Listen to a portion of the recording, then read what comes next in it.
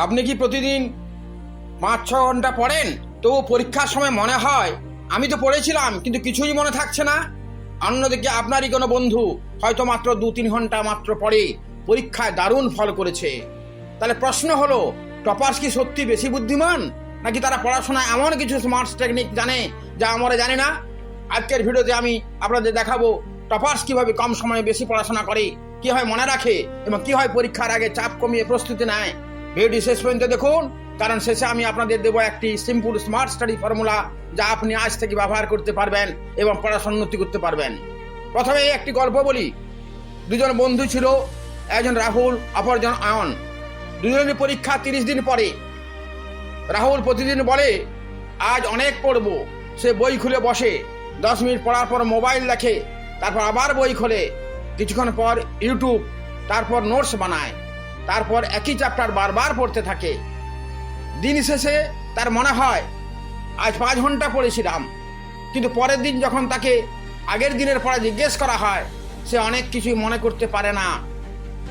অন্যদিকে অয়ন প্রতিদিন মাত্র 3 ঘন্টা পড়ে, কিন্তু তার পড়ার পদ্ধতিটা ছিল আলাদা। সে প্রথমে ঠিক করে আজ কি শিখব, তারপর 45 মিনিট মনোযোগ দিয়ে পড়ে, বই বন্ধ করে নিজেকে প্রশ্ন করে আমি কি শিখলাম বা কি পড়লাম, মনে করার চেষ্টা করে বারবার। তারপর নিজের ভাষায় উত্তর লেখে। রাতে 10 মিনিট আগের পড়ায় রিভিশন করে, পরের দিন আবার নিজেকে টেস্ট করে। 30 দিন পরে পরীক্ষা হলে রাহুলের মনে হয় সব পড়েছি, কিন্তু কোনোটা কোথায় ছিল মনে পড়ছে না, উত্তর সে স্বাভাবিক দিতে পারছে না। আর অপরপক্ষে অয়ন শান্তভাবে প্রশ্ন পড়ে এবং উত্তর লেখা শুরু করে, ভালো উত্তর লেখে। এটা হলো হার্ড স্টাডি বনাম স্মার্ট স্টাডির পার্থক্য। তাহলে আমাদের মধ্যে সমস্যা কোথায়? অনেক স্টুডেন্ট মনে করেন বেশি সময় বইয়ের সামনে বসা সমান বেশি পড়াশোনা করা, এবং গার্ডিয়ানরাও তাই ভাবে, কিন্তু বাস্তবে তা কখনো নয়। কিন্তু এটা সবসময় সত্যি নয়। আপনি 6 ঘন্টা বই খুলে বসে থাকতে পারেন, কিন্তু যদি আপনার কনসেন্ট্রেশন না থাকে, যদি আপনি অ্যাক্টিভ লার্নিং বা না করেন, যদি রিভিশন না করেন, যদি নিজেকে টেস্ট না করেন, তাহলে 6 ঘন্টার পড়াশোনাও খুব ইফেক্টিভ নাও হতে পারে, যা রাহুলের ক্ষেত্রে ঘটল। তাই ইফেক্টিভ স্টাডি কি তা আমাদের জানতে হবে। টপার্সের আসল সিক্রেট হলো তারা শুধু কত ঘন্টা পড়বো সেটা ভাবে না, তারা ভাবে এই সময়ের মধ্যে কতটা শিখবো। সময়ও টার্গেট করে, পড়াশোনাও টার্গেট করে, তারা গোল বেসড স্টাডি করে। টপার সাধারণত শুধু বলে না আজ 4 ঘন্টা পড়বো, তারা বলে এই চ্যাপ্টারের 3টি টপিক শেষ করবই, অর্থাৎ টাইম গোল সেট করে নেয়। টাইম গোলের সঙ্গে লার্নিং গোলও তাদের থাকে। আপনিও আজ থেকে বলুন আজ 3 ঘন্টা পড়বো, এর পরিবর্তে আজ ম্যাথমেটিক্সের এই 20টি প্রবলেম সলভ করব। টার্গেটেড স্টাডি করুন, এতে আপনার ব্রেন একটি ক্লিয়ার টার্গেট পাবে এবং পড়াটা অনেক সহজ হবে। দ্বিতীয় হচ্ছে অ্যাক্টিভ রিকল। এটা খুব পাওয়ারফুল টেকনিক পড়াশোনার। একটি টপিক পড়ার পরে বই বন্ধ করুন, তারপর নিজেকে প্রশ্ন করুন আমি কি পড়লাম, এই পড়ার মূল কনসেপ্টটা কি, আমি কি কাউকে এটা বুঝিয়ে বলতে পারবো।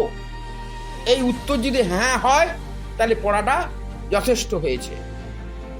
যা মনে আছে নিজের ভাষায় বলুন বা লিখুন, কারণ শুধু বই দেখে পড়া হলো প্যাসিভ লার্নিং, আর নিজের মেমোরি থেকে উত্তর বের করা হলো অ্যাক্টিভ রিকল। পড়ার ক্ষেত্রে প্যাসিভ লার্নিং থেকে অ্যাক্টিভ রিকল প্রথম দরকার। টপার্স এই ধরনের সেলফ টেস্টিং নিয়মিত করে।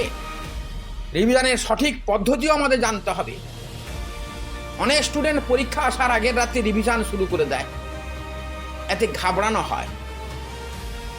ভালো পড়া থাকা, পড়ে রেডি করা থাকা আর কঠিন পড়া সব মাখামাখি হয়ে গজঘণ্ট টাইপের তৈরি হয়ে যায়। এটা ছাত্রদের বড় ভুল। আপনি আজ যা পড়লেন সেটি আগামীকাল অল্প সময় রিভিশন করুন, তারপর কয়েকদিন পরে আবার দেখুন, তারপর সপ্তাহ শেষে আবার টেস্ট করুন। এতে আপনার স্থায়ী মেমোরিতে পড়া ধারণাটা রয়ে যাবে। অর্থাৎ লার্ন এবং রিকল এবং রিভাইজ অ্যান্ড টেস্ট, এই যে সাইকেল চক্র, এটা বারবার ব্যবহার করুন প্রতিটা ক্ষেত্রেই। Secret 4, mobile control. মোবাইলকে যদি কন্ট্রোল করতে না পারি তাহলে মোবাইল আমার ডিস্ট্রাকশন তৈরি করবে, পড়ার ব্যাঘাত ঘটাবেই। আপনি যদি পড়ার সময় প্রতি 5 মিনিটে মোবাইল চেক করেন তাহলে আপনার স্টাডি টাইমের বড় অংশ নষ্ট হতে পারে, হবেই। তাই স্টাডি সেশনের সময় মোবাইল সাইলেন্স করুন, সম্ভব হলে অন্য জায়গায় রাখুন, নোটিফিকেশানস বন্ধ রাখুন। কারণ একবার কনসেন্ট্রেশন ভাঙলে আবার ডিপ ফোকাসে ফিরে আসতে অনেক সময় লেগে যাবে। পড়তে চেষ্টা করবেন কিন্তু স্মৃতি কাজ করবে না, মন কাজ করবে না। আপনার লক্ষ্য হওয়া উচিত কম ডিস্ট্রাকশন, বেশি কনসেন্ট্রেশন। সেক্রেট নম্বর 5, নিজের ভাষায় লেখা। যে বিষয় যেভাবে পড়ি না কেন সেটা নিজের ভাষায় সংক্ষেপে লিখে ফেলা, এটা মোক্ষম পন্থা। একটি চ্যাপ্টার পড়ার পর এমন হয় বুঝিয়ে বলুন যেন আপনি একজন ছোট স্টুডেন্টকে পড়াচ্ছেন। যদি সহজ ভাষায় বোঝাতে পারেন তাহলে বুঝবেন কনসেপ্ট অনেকটাই পরিষ্কার হয়েছে, পরীক্ষায় ভালো লিখতে পারবেন। যদি বারবার বইয়ের ভাষা ছাড়া কিছু বলতে না পারেন তাহলে আরও একবার কনসেপ্ট বুঝে নিন। এই পদ্ধতিকে অনেকেই ফিনম্যান টেকনিক নামে চেনেন এবং এটা খুবই কার্যকরী ছাত্রছাত্রীদের ক্ষেত্রে।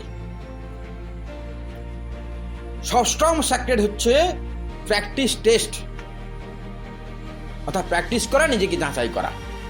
শুধু পড়লেই তো হবে না, কোশ্চেন সলভ করতে হবে, এমসিকিউ করতে হবে, শর্ট কোশ্চেন করতে হবে, প্রিভিয়াস ইয়ার কোশ্চেন রেডি করতে হবে, নিজেকে মক টেস্ট দিতে হবে। টিচারের কাছে হতে পারে, নিজে থেকেও হতে পারে। কারণ পরীক্ষার হলে আপনাকে বই দেখে উত্তর দিতে হবে না, নিজের মাথা থেকে উত্তর দিতে হবে। তাই আপনি যদি মক টেস্ট করে অভ্যস্ত না হন তাহলে সময় অনুযায়ী প্রশ্নের উত্তর তো দিতে পারবেন না এবং সমস্ত উত্তর ঠিকভাবে লিখতে পারবেন না। আপনাকে মনে করে উত্তর লিখতে হবে। তাই স্টাডির সঙ্গে টেস্ট অবশ্যই রাখুন। এইবারে বিশেষত সেক্রেট 7, যেটাকে অবহেলা করি। আমরা মনে করি ঘুমটা কামাই করে বেশি সময় পড়ব, কিন্তু ঘুম কম করলে যে স্মৃতির কম হতে পারে, মনের অস্থিরতা বাড়তে পারে এবং মূল বস্তু বোঝার ক্ষমতা কমতে পারে, এটা আমাদের জানা দরকার। তাই প্রত্যেককেই কোয়ালিটি স্লিপ করতে হবে, এটা ভুললে চলবে না। ঘুমকে শত্রু ভাবা চলবে না। ঘুম পড়াশোনার সহায়ক। সারা জেগে পড়লেই যে বেশি শেখা হবে এমন নয়।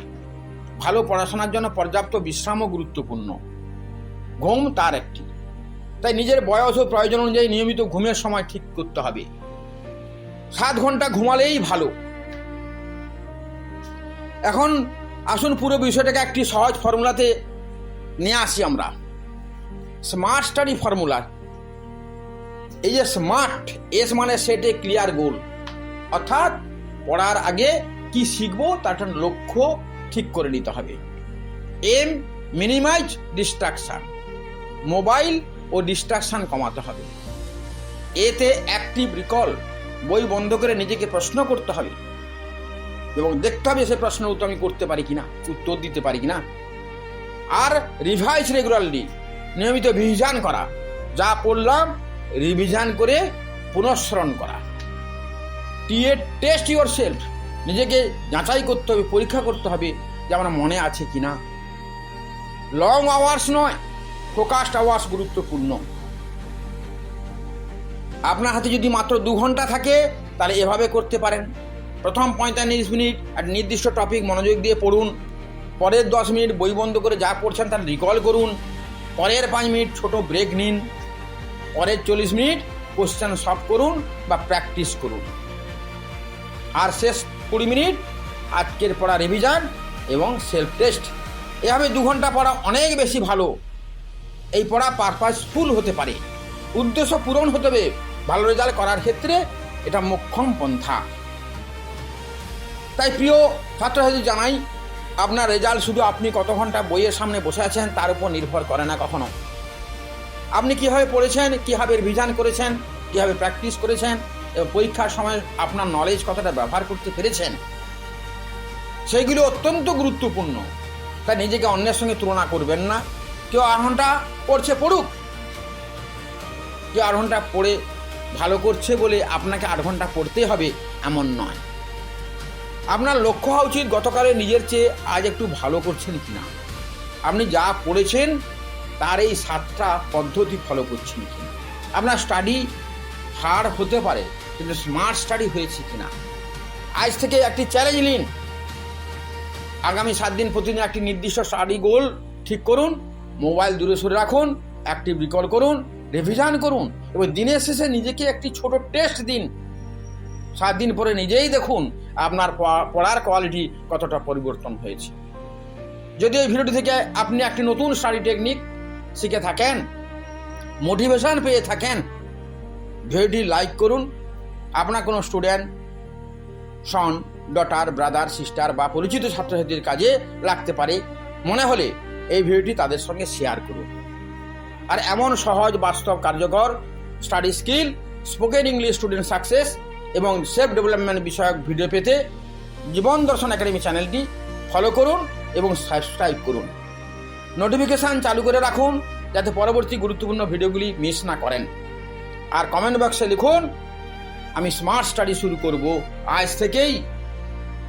আপনার এই একটি কমেন্ট হয়তো আপনাকে আগামী দিনের আরও ডিসিপ্লিন স্টুডেন্ট হতে সাহায্য করবে।